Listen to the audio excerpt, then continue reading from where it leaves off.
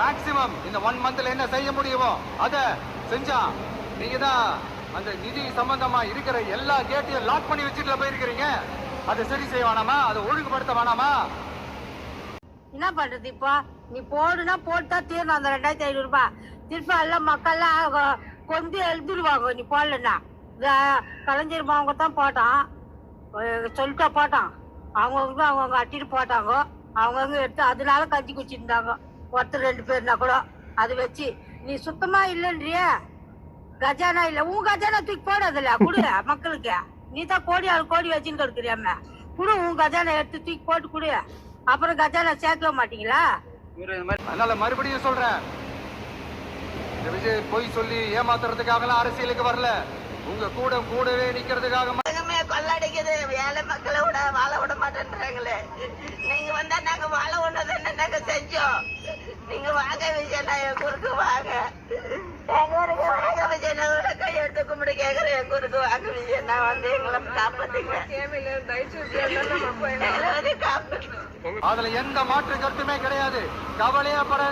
கவலையப்படாதீங்க விவசாய பெருமக்களே.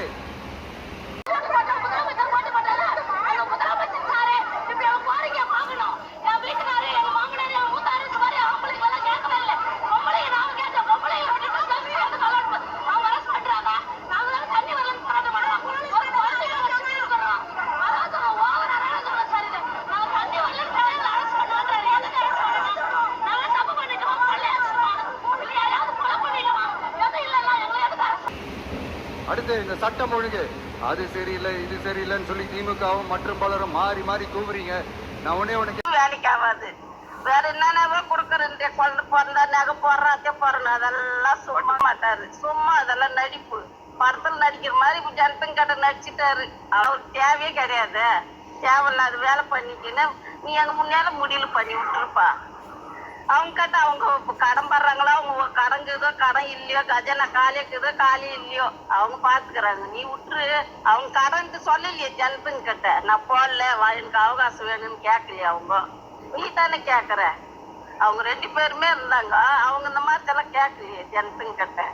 இது 6 மாசம் வரைக்கும் கூட கொடுக்காது. இது 1 மாசம் 2 மாசம். இப்பவே நீ ஒரே நாள்லயே இந்த மாதிரி பண்றனா நீ 6 மாசம் வரைக்கும் என்னத்தை செய்வ? ஒன்னும் பண்ண முடியாது. நீ இது வேலைக்கு ஆகாது. நீ போட மாட்ட. சும்மா அப்படி ஓட்டு வாங்கறதுக்காக பத்திர வித்தியாசம் அறிக்கை விட்டேன். இந்த மாடல் அரசுன்னு சொல்றீங்களே, அதுல என்ன செஞ்சு வச்சுட்டு போயிருக்கீங்க?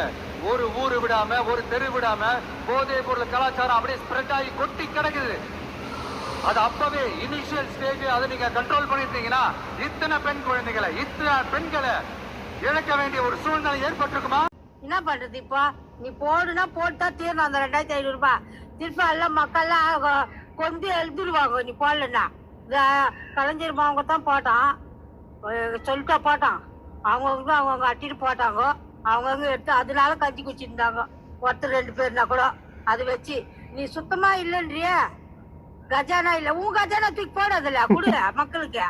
நீ தான் கோடி வச்சுன்னு இருக்கிறியாம, குடு உன் கஜானா எடுத்து தூக்கி போட்டு குடு. அப்புறம் கஜானா சேர்க்க மாட்டீங்களா? பெண்கள் பாதுகாப்பான அந்த சிங்க பெண் காவல் படை நெக்ஸ்ட் வீக் அதை இனாகரேட் பண்ண போறோம்.